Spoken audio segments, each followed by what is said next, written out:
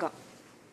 Madame la Présidente, je profiterai de ce débat d'ajournement afin d'explorer certaines avenues mises en lumière lors de mon intervention initiale qui portait sur les conditions de vie des citoyens d'Attawapiskat. Je formulerai ici un certain nombre de reproches ayant trait à l'aveuglement volontaire des instances étatiques quant aux éléments de conclusion affectant de manière indéniable les efforts investis à la revitalisation du tissu social des communautés aborigènes au pays. La mécanique conservatrice, certes réglée au quart de tour, mais déshumanisée, ne disposait que de peu de moyens face au déraillement médiatique entourant les conditions de vie des Cris d'Attawapiskat. Les lacunes observables tiennent de l'absence d'intervention de terrain et de volonté d'implémentation de mesures de redressement socio-économique culturellement intégrées. La mise sous tutelle est l'archétype de la solution poussive, témoignant de l'échec de politiques de délégation aveugle par le fédéral, des éléments propres à la relation fiduciaire liant la couronne et les groupes aborigènes au pays. Maintenant, Madame la Présidente, je vous dirais, j'ai travaillé 2 années pour mon propre conseil de bande à Uashat et laissez-moi vous indiquer que le gouvernement fédéral s'assure d'avoir des interlocuteurs choisis au sein des conseils de bande et au sein des communautés. Le pouvoir des affaires indiennes est à ce point étendu que le fédéral a déjà ses pions sur le terrain. Passé ce constat, l'on ne peut qu'opposer à l'organe étatique canadien ce principe de droit applicable à l'ensemble de la population canadienne. Nul ne peut invoquer sa propre turpitude. De par son aveuglement volontaire, le ministère des Affaires indiennes a laissé nombre de situations délétères se perpétuer au sein de cellules claniques aborigènes au pays. Croyez-moi, les éléments de malversation, de criminalité en col blanc, de trafic d'influence, de délit d'initiés interférant avec les processus décisionnels propres aux entités de gestion tribale, c'est les conseils de bande, sont répertoriés par les agences de renseignement canadiens. À titre informatif, le ministère des Affaires indiennes a déployé des intervenants sur la communauté d'Attawapiskat à 10 reprises au cours de la dernière année. Donc, ils sont bien au fait de l'état de dégradation du tissu social et des problématiques, entre autres, liées au logement et à l'éducation. Cet état de fait m'amène à penser que nombre d'éléments de dysfonction socio-culturelle observables au sein des réserves indiennes au pays sont en réalité accentués par la primauté accordée à l'extraction et l'utilisation tout azimut des ressources naturelles présentes en abondance sur les territoires traditionnels au détriment d'une réelle implémentation de mesures d'intervention culturellement intégrées au sein de communautés durement éprouvées sur le plan social, puisque lorsque les Indiens vivent dans des situations problématiques et concentrent tous leurs efforts à tenter de trouver une solution aux problèmes quotidiens, entre autres liés au logement.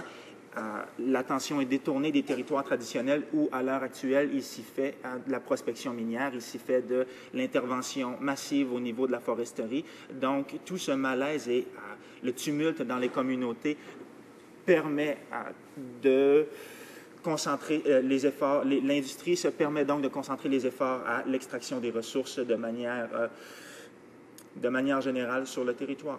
Je vous soumets le tout. L'honorable secrétaire parlementaire du ministre des Affaires autochtones. Merci, Madame la Présidente. Je suis heureux de répondre à la question du député de Manicouagan.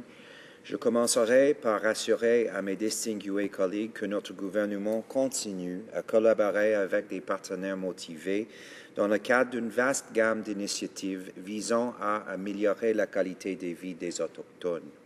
Nous avons réalisé des investissements ciblés de grande ampleur dans leur domaine, prioritaires pour les Premières Nations, notamment l'éducation, l'eau et le logement.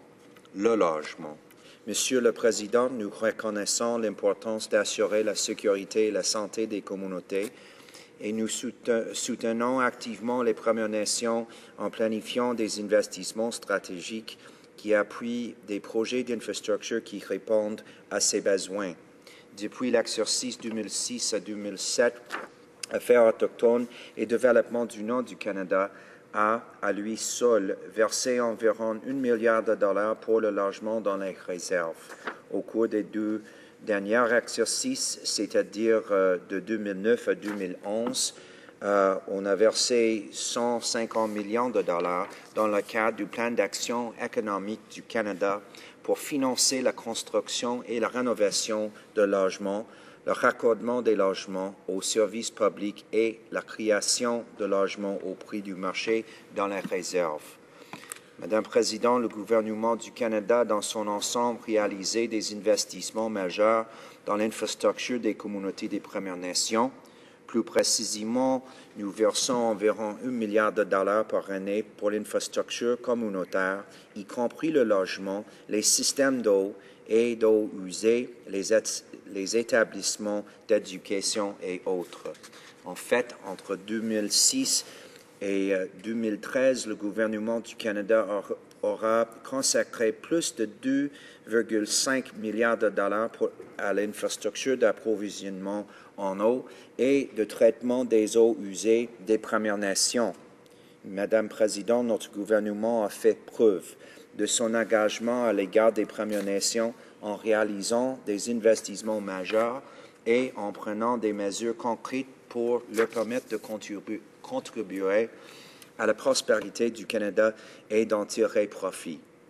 Je tiens à vous assurer que nous poursuivrons nos travaux avec les communautés des Premières Nations afin de répondre à leurs préoccupations en matière d'infrastructure et de favoriser leur bien-être et leur prospérité. Madame la Présidente, notre gouvernement collabore avec les Premières Nations afin d'améliorer la qualité de vie dans leur communauté. Il est évident que nous nous efforçons d'apporter des changements concrets dans la vie des Autochtones. Nous réalisons toujours des investissements d'importance pour appuyer une panoplie des projets d'infrastructure et de projets d'eau et d'eau usée et de projets d'éducation et de développement économique. Wow, that's a paragraph. Madame la Présidente, notre gouvernement contribue à améliorer la vie des gens dans les réserves dans notre pays. Merci beaucoup. Honorable député de Manicouagan. Vous voyez, Madame la Présidente, la réelle problématique ici, c'est justement, vous savez, j'assiste à beaucoup de rencontres avec différents groupes aborigènes au pays et à plusieurs sessions de comité. La réelle problématique est que les conservateurs considèrent que toutes les problématiques peuvent être réglées par l'injection massive de fonds. En Innu, on dit « mishtashouniol ». L'argent ne peut répondre à chacune des problématiques telles que vécues et à chacun des besoins exprimés par les nations. Maintenant, je sais que les conservateurs ont un projet de s'assurer que les fonds investis vont servir aux fins destinées, mais la loi sur la transparence, ou plutôt les mesures qui visent la transparence dans les communautés et dans les conseils de banque, va surtout s'attarder au salaire versé au chef au final. Il va falloir qu'il y ait une action concertée sur le terrain, une action culturellement intégrée qui va véritablement profiter à la nation et va véritablement, oui, s'attarder à la destination finale des fonds investis, parce que c'est pas Mishtashounian n'est pas la réponse unique à toutes les problématiques telles que vécues par les communautés aborigènes au pays. Je vous soumets le tout. Honorable secrétaire parlementaire.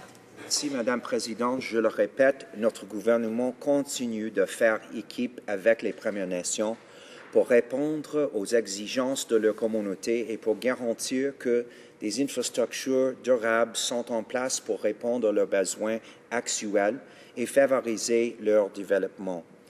Madame la Présidente, je tiens à faire savoir que les investissements de notre gouvernement dans l'infrastructure des Premières Nations contribuent à stimuler la croissance économique et à améliorer la qualité de vie dans les réserves.